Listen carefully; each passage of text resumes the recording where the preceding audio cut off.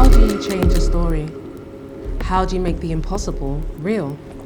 How do you achieve the extraordinary?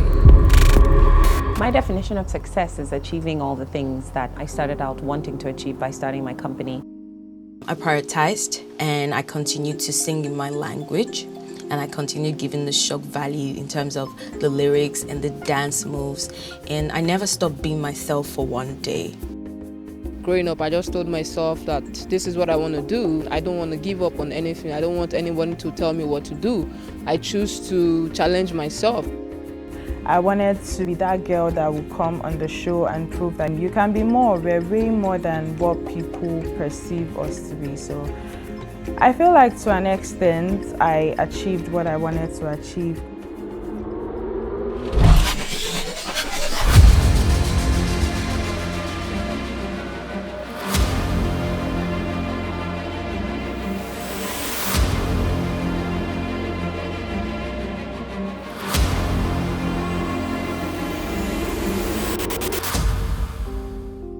A lot of people just see a fine girl and feel, oh, she's just fine, she gets things easy, but they don't know how much work I have to put in. It's probably 11 p.m. and I've had 2 shoots today. I've been working all day, but people don't see it.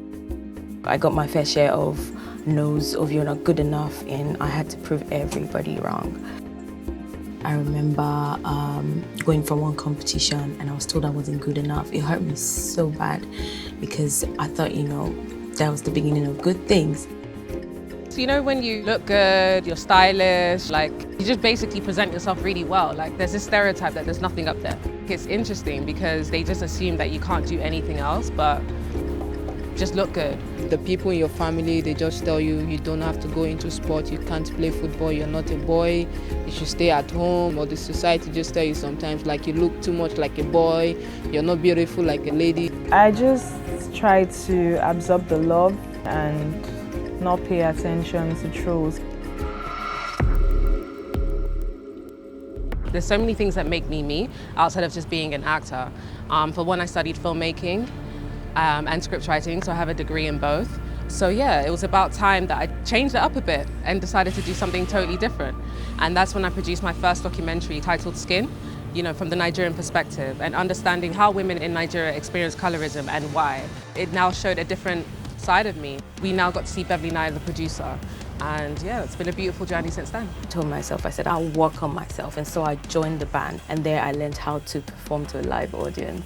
I kept working on myself. I'm like, what, every day I'm just going to get better and better. From that moment, nobody said no to me.